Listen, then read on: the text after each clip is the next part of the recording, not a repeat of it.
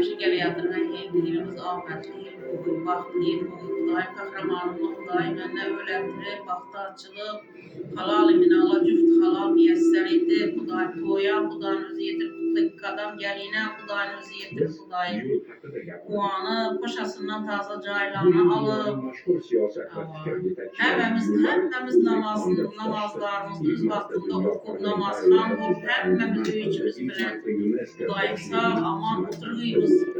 Kudayım sağlık, amanlık, vakit hoşçuluk veriniz ya Kudayım. Hemmemize yengiyle marek boyu Kudayım beni baktaşmam sağ bu, balacağılarmam sağ bu, hemmemiz sağ aman oturuyumuz Kudayım.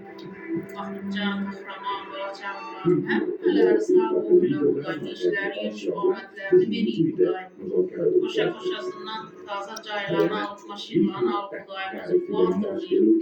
Şunun gibi ahmetli il boyu Kudayım.